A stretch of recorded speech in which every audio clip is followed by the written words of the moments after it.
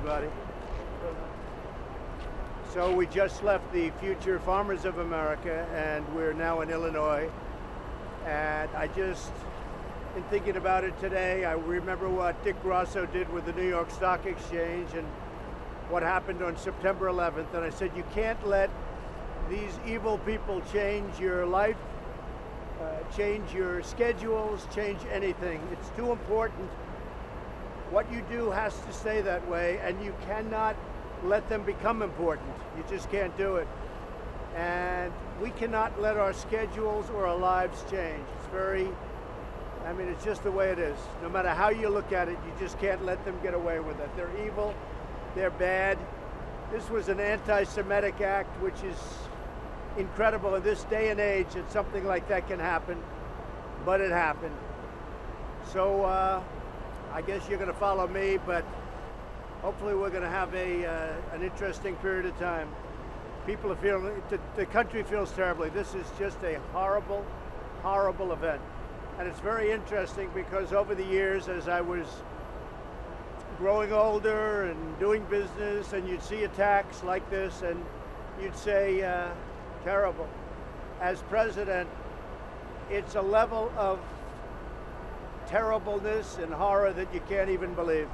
It's hard to believe. It's just, you stand as president and you do what people say is a good job. What I say, you just do the absolute best.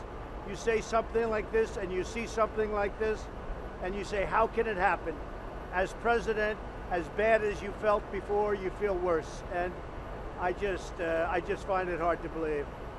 You know what's going on. It's at least 11 people are dead.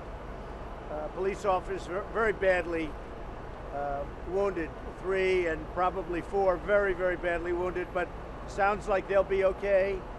They were unbelievable. The law enforcement was unbelievable, and we'll be getting a full report in about an hour from now. So we're in Illinois, and we will make the best of it. Thank you all very much. Excuse me? Yeah, go ahead. The suspected gunman tied many of his anti-Semitic tweets, so to be posting to support for you, to make America great again. No, he did. This was no support for me. This was somebody that actually he was no supporter of mine. And his anti-Semitic tweets, people have seen them. Very anti-Semitic man, and what his thought process is sick. And I said it before, and I'll say it again. We have to bring back the death penalty for people like this. People that do this, you have to bring back the death penalty. This is the worst form of terror. This is so terrible, and it has to be brought back. They have to pay the ultimate sacrifice, okay? Thank you. Well, you feel differently when you're president and you're in charge and you see something like this. The level of pain is incredible. Again, tone is very important. We want to win, and we're going to win, and we're fighting to win, and that's what you have to do, and you have to lead your life. You can't let these people change. You can't. You want to change, you have to go out and you have to do what's right. But you can't it's just too important what you're doing. We're doing something so important right now, right smack in the middle of an election. And I've heard you say it often, this is one of the most important elections. This may be the most important midterm election that anybody can remember for a big period of time. And you want to go out and you're enthused and you're doing well, and then a thing like this happens, or something happens yesterday with the pipe bombs. It's so terrible. But what happened here, this whole situation, the level of death, the level of evil, the level of sickness. I mean, he's a sick person. And really, these people have to be brought to trial rapidly, not over a 10-year period. And they have to have the ultimate sacrifice, which is their life. You have to go back to the death penalty. This is a case for the death penalty. Okay? Thank you very much. I don't hear you. Will you be going to Pittsburgh? I will be going to Pittsburgh, yes. And I've been in touch with the governor, and I've been in touch with the mayor, yes. When are you going to? Do you plan to change your messaging or your tone tonight? Yes, I will. I'll have a very much different tone tonight. How so?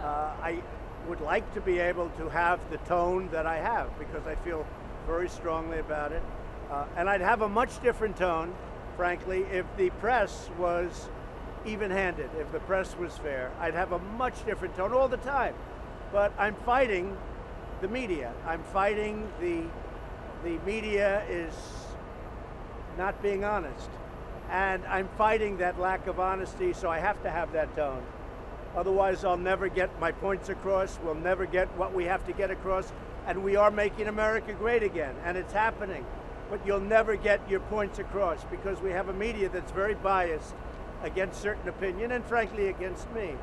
So it's the way it is, and I can soft code it any way you want, but that's the bottom line. But tonight I will absolutely change my tone. But I thought it was important to be here. Otherwise, he becomes too important. When he makes you change things and schedules, then he becomes too important. And we can't let that happen. We can never let that happen. Dick Grasso did a great job with the New York Stock Exchange years ago on September 11th. We can't let that happen. We can't let these people become important. Thank you.